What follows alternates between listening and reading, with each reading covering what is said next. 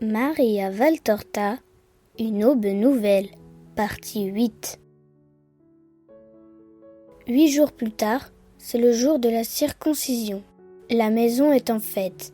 Marie a veillé à ce que tout soit beau et en ordre. Les pièces resplendissent de lumière et les plus jolies décorations réjouissent les yeux. Il y a beaucoup de monde. Marie se déplace entre les différents groupes, toute belle dans sa robe blanche. Élisabeth, révérée comme la maîtresse de maison, est tout au bonheur de la fête. Le bébé est sur son sein, repu de lait. Arrive le moment de la circoncision. Nous l'appellerons Zacharie. Tu es âgé, et il convient que l'on donne ton nom à l'enfant, disent les hommes. Ah ça non, S'exclame sa mère. son nom est Jean, car il doit rendre témoignage à la puissance de Dieu. Mais quand donc y a-t-il eu un Jean dans notre famille? Peu importe, il doit s'appeler Jean. Qu'en dis-tu, Zacharie? Tu souhaites qu'il porte ton nom, n'est-ce pas? Zacharie fait signe que non. Il prend la tablette et écrit. Son nom est Jean.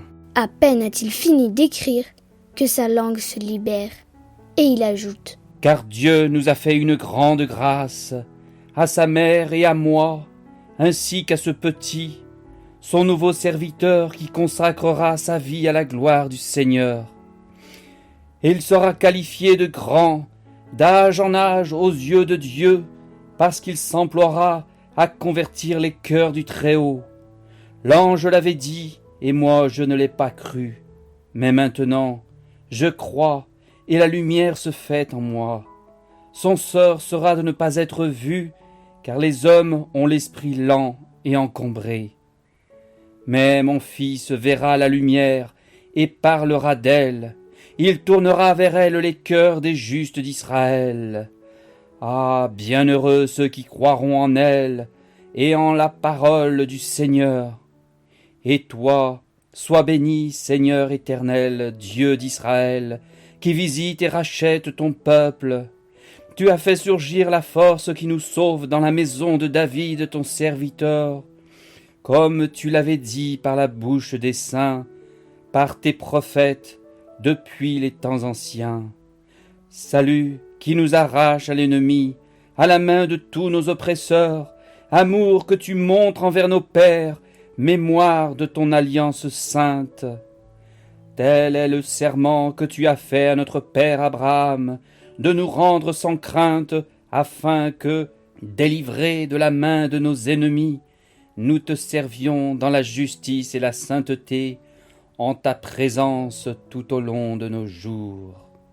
C'est la stupeur dans l'assistance, aussi bien pour le nom qu'à la vue du miracle et devant les paroles de Zacharie. Élisabeth, qui a poussé un cri de joie dès les premiers mots de Zacharie, pleure maintenant, pendant que Marie la tient embrassée et la caresse, radieuse. On porte ailleurs le nouveau-né pour la circoncision. Quand on le rapporte, le petit Jean hurle de toute sa voix. Même le lait de sa mère ne parvient pas à le calmer. Il se débat comme un jeune poulain. Mais Marie le prend et le berce, de sorte qu'il se calme et ne crie plus.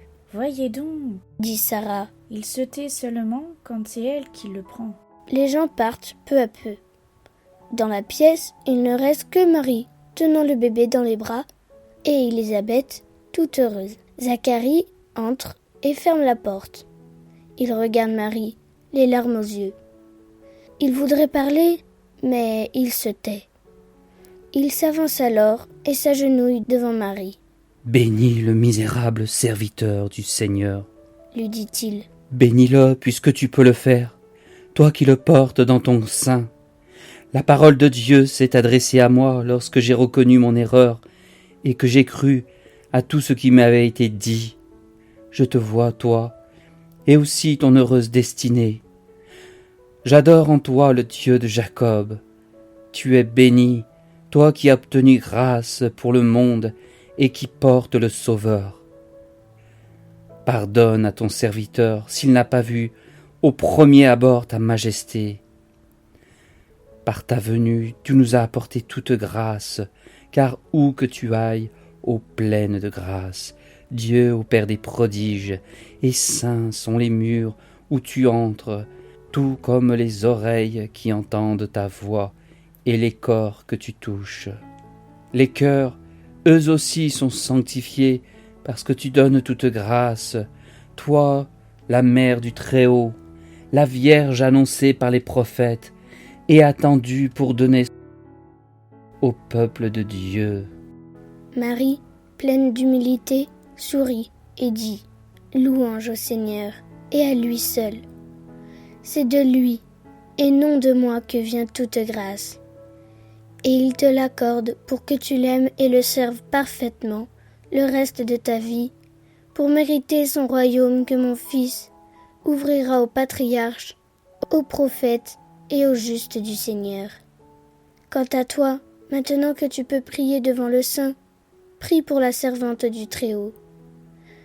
Car si être la mère du Fils de Dieu est une bienheureuse destinée, être mère du Rédempteur doit être une destinée d'atroces douleurs.